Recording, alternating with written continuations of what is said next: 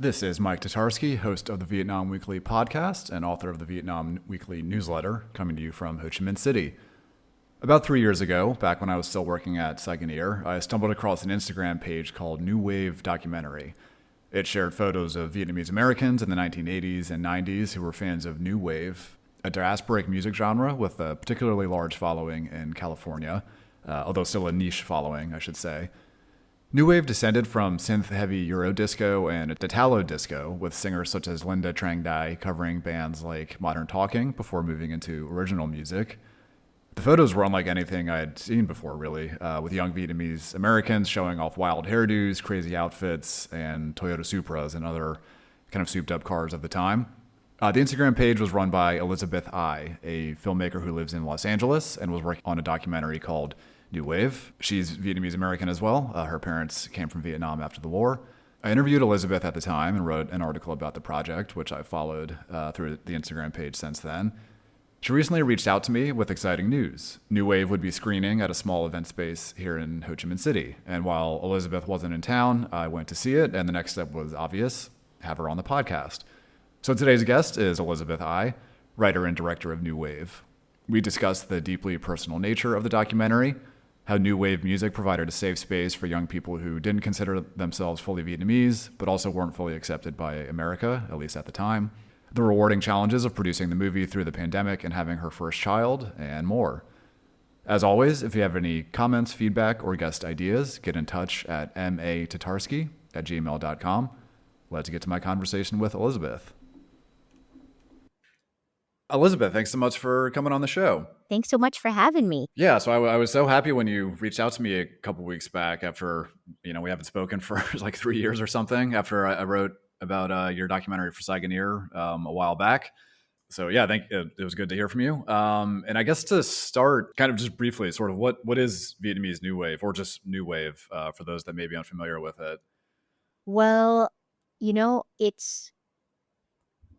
what is Vietnamese New Wave? Well, it's a really broad term, I think, for a lot of things. But I would say that when I started off on this project, I defined Vietnamese New Wave as a genre of music that the Vietnamese diaspora, after being displaced by the war in Vietnam, got to the States, and they, loved synthesized music from Europe, particularly from Germans, and Italians, Eurodisco and Italo disco, and they kind of embraced this music and made it their own.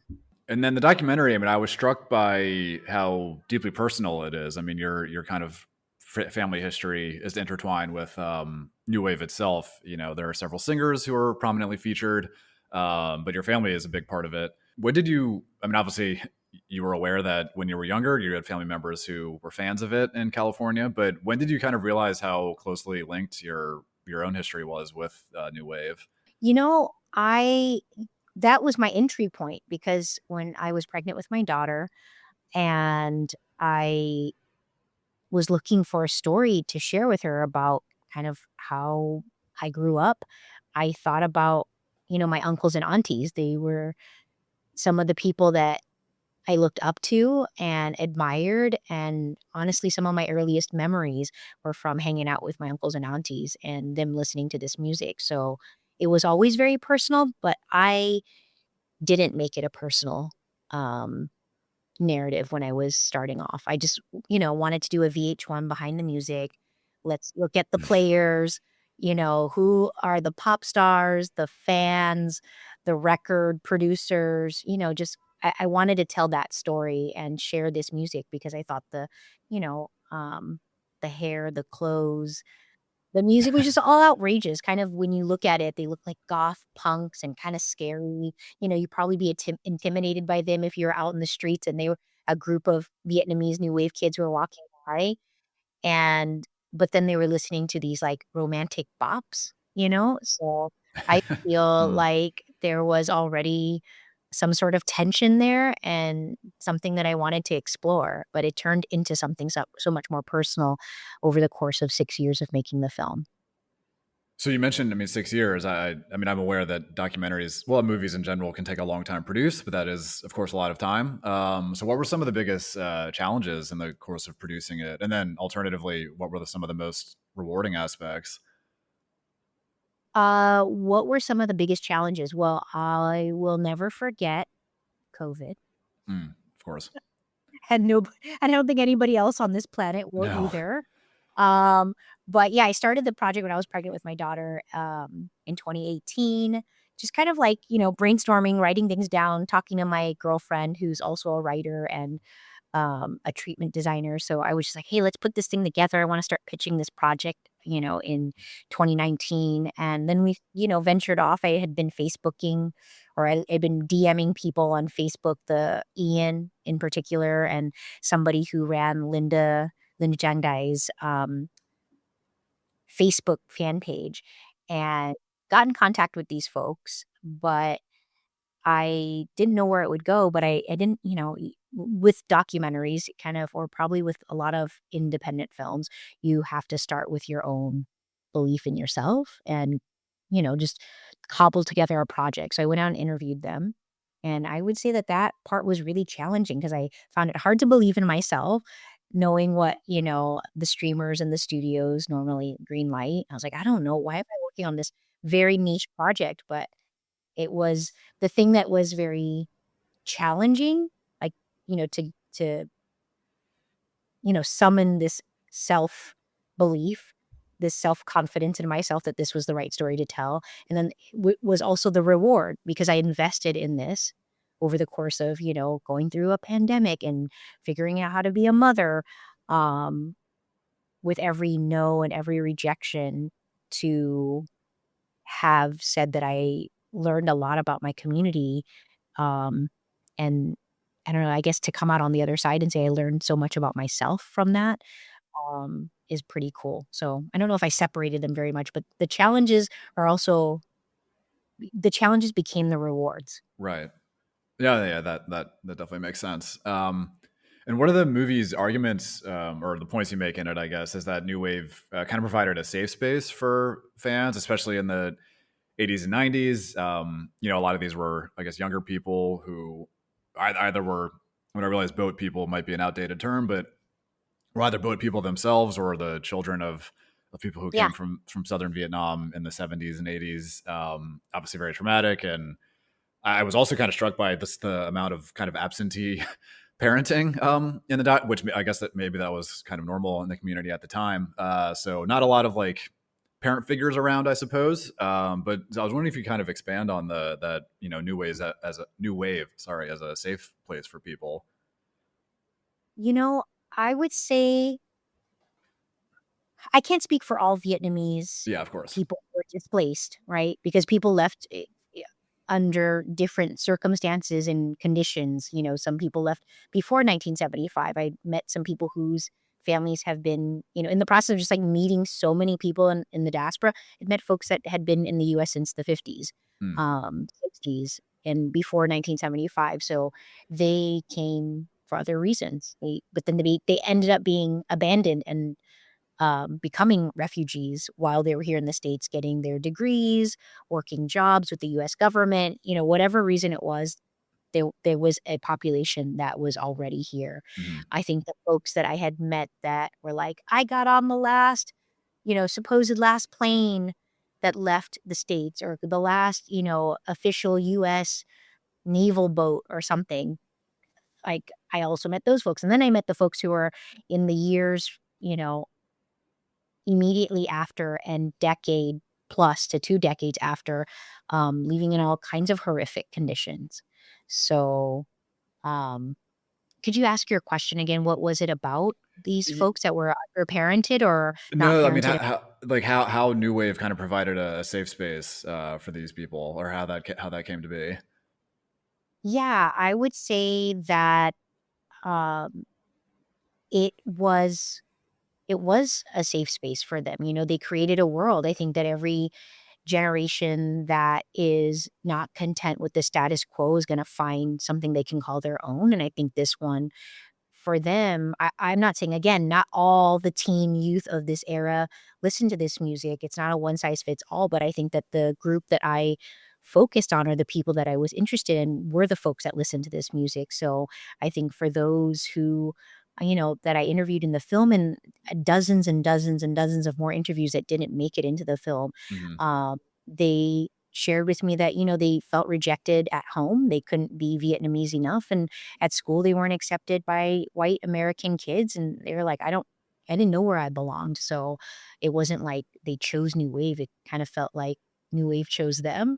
They were just like, oh, I'd find somebody, and, they would invite me to a garage party, or they're like, hey, after school, come meet me here. And they were like blasting this from their cars or their boom boxes, or they had a Walkman and they shared it with me. So there were a lot of really wonderful stories like that, that felt like how you bring somebody into your world. So one friend becomes two, becomes, a garage full of teenage kids smoking cigarettes and drinking beers and listening to music. Yeah, Yeah. I remember when, again, when you first reached out to me a few years back and shared some of the photos from you had collected from the time, and it was surprising to see because, again, this might be slightly outdated terminology, but I think Vietnamese are kind of part of that like East Asian. I know Vietnam isn't East Asia, but that like model minority stereotype in the States. Good students, hard workers, what have you. So these photos of people with ridiculous hair and crazy outfits. Was pretty striking. So that does make sense. And I guess kind of what's the state of the subculture today? I mean, it is for sure a niche. I mean, you mentioned a couple of the kind of, Ian and Linda, these kind of big figures in the scene. They're, I don't want to say old, but older now. I guess 50s or 60s or something like that. What's it like these days? Um, what's it like, what, for them? Like these days, the music for them? I mean, is there? I mean, are there new? Well, I realized part of it was in the '80s was covering existing songs, but are there people creating new wave music, or is it just kind of appreciating what already Oh, well, exists? you know what? I guess I didn't fully answer it from the very beginning. The new wave music. At first I was like, it's this huge umbrella term, right? So I guess in the bigger, like if we zoom out, the bird's eye view of it is like new wave. It for Mm, me is synthesized music, and then there's like um, subgenres within that, right? There's like the UK new wave where we, associate Depeche Mode, Pet Shop Boys, OMD. There's like a particular kind of sound to that, and then there's like the Germans who make new wave, and then the Italians. So there's these Europeans that make new wave music, but then we can also kind of say like all these other synthesized tunes, and particularly for the Vietnamese new wave, there was like a they listen to, I would say, the less popular, or the n non they listen to the UK, the British bands, that music, but they really loved the German, Italian stuff, and so I would say that, um I guess in general, against broadly speaking, I feel like there's been a resurgence just in that sound, not just in the Vietnamese community, but just around. Like I'm here in LA and I go to some bars in different neighborhoods, Eagle Rock or downtown LA or Los Feliz, and they have Italo disco nights. And I'm sitting in a pizza shop and I'm like, oh my gosh, that's modern talking. right. Or I'm listening to KCRW and they're playing Vietnamese New Wave, and I'm seeing it on NTS, like, somebody who I recently met wanted to know more about the documentary and has this record label called Deaf Is Not, just recently put an NTS Vietnamese New Wave playlist together or set, and I just thought like, "Okay, that's really cool just to see this kind of broad, um, resurgence of the music, and it's kind of like pulling this interesting Vietnamese the work, like, yeah, this kind of, catalog of Vietnamese new wave, and then within the Vietnamese community, yes, they like this particular sound, but Vietnamese new wave became so much more than that. They weren't just singing Modern Talking and CC Catch and, Bad Boys Blue. They were also including things like From Madonna and Richard Marx and whatever. They would just, like, pull anything in, and the compilation would be called Viet New Wave, but it wasn't just that sound. So, I guess, you know, um I don't know what it means to be a purist in that, because I don't feel like it's pure. It's just kind of like it's a remix of a remix of a remix is kind of what I found because, there were a lot of record labels. At one point, there were more than 35 record labels on one tiny strip in, Oh Little wow. Saigon in Orange County. It was just kinda through my research. I was like, "Wow, that's insane." There's so many record labels, and there was such a big demand for it. Like, all the, people that fled or were displaced after the war in Vietnam, they they wanted to be reconnected to their people through culture, through pop culture, and it was really cool to see that evolution. So in terms of today, I'm really thrilled to see so many of, the DJs playing this music, reviving it. Some folks are trying to remaster it from, the things that they collect, the, cassette tapes and um, YouTube links that they're finding and downloading and fiddling with. I think it's really cool. I think it's like other Linda. I don't know if there's another Linda. I don't think he's it. Yeah, she seems one of one, certainly. And what we might talk about her a little bit more in a minute. But I was also wondering why do you think this? I mean, I realize the U.S. took in the most Vietnamese refugees, if you will, after the war, but there were plenty other in parts of Europe and other countries. Why do you think this was such a distinctly kind of Vietnamese American thing? Like the guy who introduced the movie at the screening, I believe, was French Vietnamese, and he kind of referenced how this didn't exist in that community when he was growing up. So what do you think it was about, I guess, California, especially specifically that generated this? Well, I guess I have to again, I'm not a historian, but I will tell you Yeah, that, right. there were 5 main, um, military camps that were built, and the largest one was here in Southern California called Camp Pendleton, and that's where the most, Hmm. Vietnamese refugees came through, or Southeast Asian refugees came through, um, and from there, the nearest big city was Orange County to Camp Pendleton. And so a huge community of these folks ended up in California. I know that my family had originally ended up in, um, Chicago, and then they Hmm. ended up in California because they couldn't get through the winters in Illinois. So, they're like, "That was Yeah, brutal by sure. the Great Lakes." They're like, Yeah. "This is" you know, they actually ended up there, right before Christmas w after they fled. So they were like, Oh "This wow. is terrifying." So I think for them, in less than 2 years, they got out of Illinois. They were just like, "How did we get out of here?" They had another family member, my grandmother's sister was already like, ended up in California first, and she's like, "You need to go over Mhm. here, it's sunny," so you're like, "Why is this such an American thing?" Well, I will say that most of the refugees were here, and then, like, it was concentrated in Southern California. I think that, for the most part, everybody wanted to be in California or Texas, just warmer climes, and, um and I think I don't know necessarily, but maybe the most, um, prominent musicians from that time ended up in SoCal as well, and they rebuilt what they had left behind. So that was what was really special in the research was finding out kind of like the nightclubs that they started over again. I think there was a place called Queen Bee in Saigon, and they started a Queen Bee here. I think there was a Majestic, and they started another Majestic.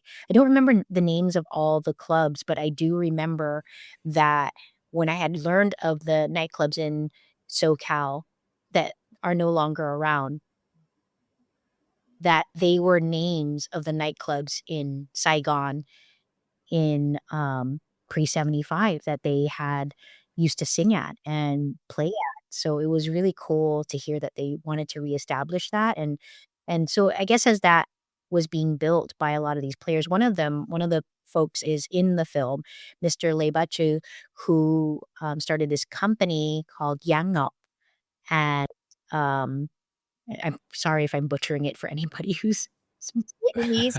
Yeah, but yeah, Young Out Productions was one of the earliest production companies. I think he started to produce tapes in the late '70s here, and he was gathering folks to sing in Hollywood in Hollywood, California.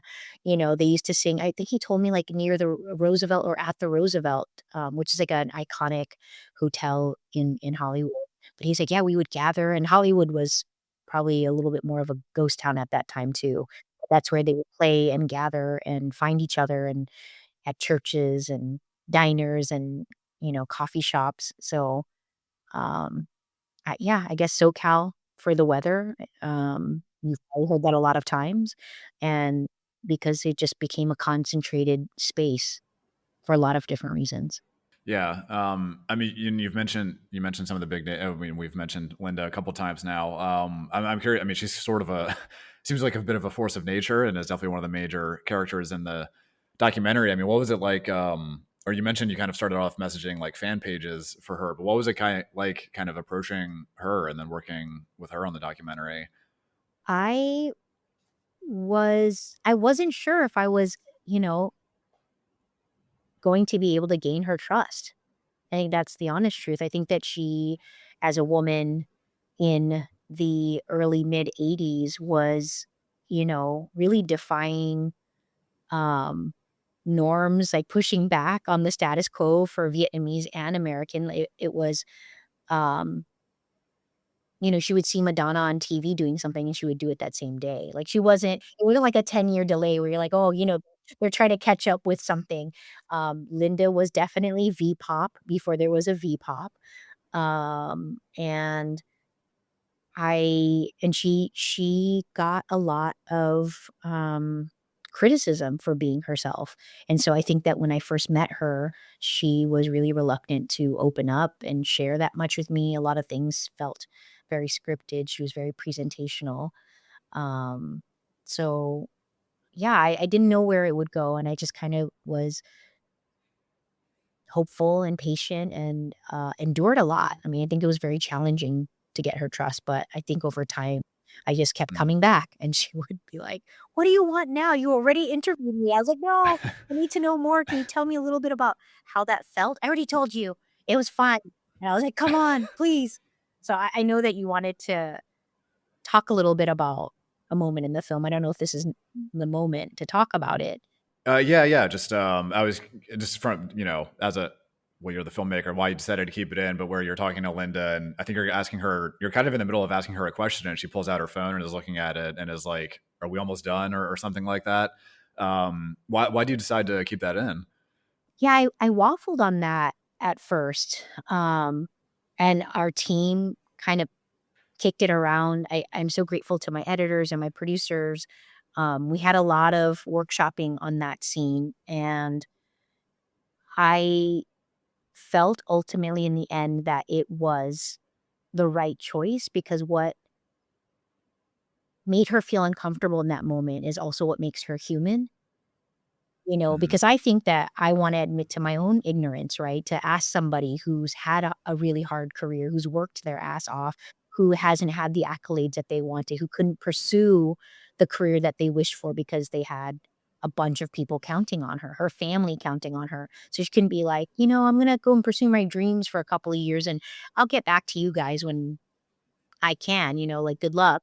So I think that in the moment for me, I think it also nobody ever asked me like, "How dare you ask her that question?" But I do feel in hindsight that maybe some people might think that, "Oh, she was being a diva," but I wanted to show that that was her humanity, like, that it is deeply uncomfortable. I'm sure she wishes she could have 100% just only invested in herself and not have to have the burden of her family counting on her to make sure that there's on the Sure. table. So I think that that was what that was about if, folks were wondering what my intention was, but it was to show that, it hurts. And I think that, Yeah. um, how we behave in it is, have we ever been asked a question that we didn't wanna answer, and what was our reaction in that moment? So I think maybe it's a moment for everybody else to reflect too and not just go, "Oh, she was uncomfortable." I'm like, we've all been so uncomfortable for so many reasons. Sure. Yeah. I think overall, I mean, it is a very human portrait of her. She meant there's multiple quotes from her where she says, like, kind of like you just said, but like, if I go do something else, like, who's going to put food on the table? If I'm not working, who's going to put like I got, if I'm, she got, has a kid, I'm pregnant for 9 months. Like if I'm not working, who's gonna, who have food on the table? And also Trace, like you also mentioned that, I hope I don't want to spoil too much. I do want people to watch the documentary, but how, in the 80s when she was, or 90s when she was starting and went on, Paris by Night and these other kind of variety shows and was, I mean, some of it is humorous because you're like, it was a traditional image of, these Vietnamese singers and Ao Dai and things like that. And then her dressed, well, like Madonna, I guess, and these male middle aged hosts being like, why are you dressed like that? Why are you performing like that? Yeah, I think it did a very good job of showing what kind of effect that would have on somebody. Thank you. And also, I did want to, again, I mentioned how personal the parts of the movie are, and you talk a lot about, or show a lot about your mom in the documentary, and how she wasn't around for most of your, at least early life and early adulthood. Again, bit of a spoiler, but you do have this very touching moment towards the end of the movie where you reconnect. She meets your daughter in Wyoming, where I guess she's living. Where have you maintained a relate? Because I think that would have been a couple years ago. Have you maintained a relationship with her since then? Yeah. Yeah. I mean, we didn't have any relationship, right, for a decade. Yeah, And I'm grateful that we have one now, but it's not like we went from 0 to 100. sure. I'm like just kind of inching my way back to, you know, um 3 or 4 or maybe even 5% of the relationship, So I just want to be honest that the ending was up for interpretation, and I think that we're all responsible for our own um destinies in some capacity, right? And Mm, so for me, it's kind of like I'm still challenged by that because it's not like my automatic reflex is to, "Oh, I'm having a hard day, call my mom." Like, I've never called my mom when I've had a hard day. So I think that it's more remembering the holidays, and sometimes she calls me because she wants to FaceTime with my daughter and see her, and I'm grateful for that. Like, so that's our relationship now, and yeah, I think it's like being mindful about the relationship that we want, mm, and it's not, you just get to a point where the adult that I am now in my 40s isn't the person that was the 5 or 6-year-old kid that really wanted to be, have all of her attention and held by her. I think now it's kind of like you're at a new vantage point, and yeah, I think you kind of is what it's like to be an adult, to have all these other things. And now I care for a child, mm. so it's different. Yeah, I mean, there's one phone call that's depicted in the movie that's particularly bracing. So I wouldn't expect you to go from 0 to 100 after something like that. So what's kind of the I mean, feel free to share like how the documentary's been distributed or screened around the world, but what's kind of the response been so far? I will start with the bad news is we didn't get distribution. But the good news from that is that, our team has been working so hard, and we'll um, have played at, I think, 40 or so film festivals and have been in 80 cities. We've played, anywhere between 1 and a dozen times in some cities, that have asked us to return. So it's been really cool, in terms of audience response and seeing people embrace it in all these different places. We've been in, a handful of different countries, and, yeah, thousands and thousands, maybe over 10,000 people have seen the film at this point in terms of our tour. Uh Mm. and yeah, I'm just really proud of our community. I think the gatekeepers are wrong. There definitely is an audience. We've had so many sold out shows everywhere that we've gone. And yeah, I'm really proud of that. Yeah, I mean, should be definitely. Yeah, I mean, I think again, obviously, it is a niche topic, but there's so much out there about niche quote unquote topics that can find a wider audience. Oh yeah, definitely. I was gonna say this doesn't need any more promotion, but I'm like, if there's a show on Netflix called, what is it? Trainwreck. Oh gosh. So sorry, I have to tell you what it is because it's like so absurd that um Train It's called Trainwreck Poop Cruise. So I'm like, yes, there are many Yeah. niche things. Actually, I did see that on the Uh, Netflix homepage. and they're pushing that because people want to see the Trainwreck Poop Cruise. You're like, you think that there's room for people who love music and subcultures and nostalgia and history? I'm sure there is, but I don't know why the things that get made. Yeah. But what about have you heard any maybe direct responses that have really really touched you or struck you? I mean, I know you mentioned there was one letterbox review after the Saigon Ho Chi Minh City screening that We're I so guess maybe mad. just This is wanted the what I was just VH1 behind the scenes version. But yeah. what kind of stuff have you heard? Well, I challenged that person to come up with the funding so I can finish that version of the film because I had it. And then I was like, "You know Mm, what? I wanna go deeper than this." And it definitely is worth, like, a nostalgic, journey back through time to just hear the music and meet some of these players and the fans and the pop stars of that era. But I will say that humanizing them felt so much more important to me as well as connecting it into this current generation. So I could have had just a time capsule of a film, but I chose to take that time capsule of a film and braid 3 different narratives to get us to present day, and I felt like that was, um, at least for my team and I, we felt that it was a more worthwhile endeavor to get to the completion of that story, emotionally, so many other reasons. I will say that it's been a really affirming journey, I think that the feedback I There isn't there is one that sticks out because I think it was maybe one of the first times that I heard it, but somebody wrote me a card after a screening and said that, um, "You healed." I think I can because it was so short, but it was like, "Thank you, Elizabeth, for making this film. You healed my relationship with my mother." And then she's like, "Let's be oh wow. friends. Let's be friends." And I was like, "Oh, that is so sweet." And, then after that, screening, I started to hear it a lot more, like, a lot of, um, folks my age and younger and older too, but mostly kind of like millennials and Gen Zers have told me, like, there's a lot of things that they haven't been able to articulate um, to their parents and their elders, and they felt like this film gave them permission and also helped them feel really seen.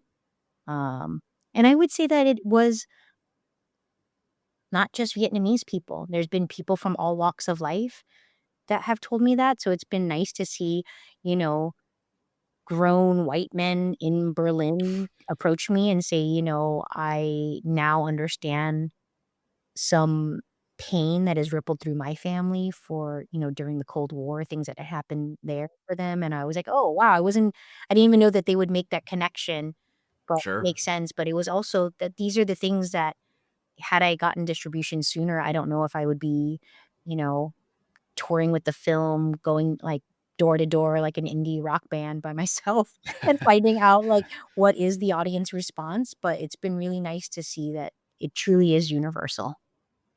No, it's great. Yeah, absolutely. So I guess maybe kind of final question. I'm sure some people will be wondering. I know you don't have wide distribution, but how can people see it if they wish to? Yes, well, stay tuned. Follow our Instagram at New Wave Documentary or our website, newwavedocumentary.com. I will be working with my team on digital distribution. So we're going to DIY this. We're figuring it out right now as we're chatting. But we hope to have it out before the holidays in some capacity, and then definitely by next year on all platforms where you stream your movies. So stay tuned, and if you feel so inclined and want to be a part of our team, reach out. Let us know. Okay, cool. Yeah, I'll include those links in the handles and in the show notes as well.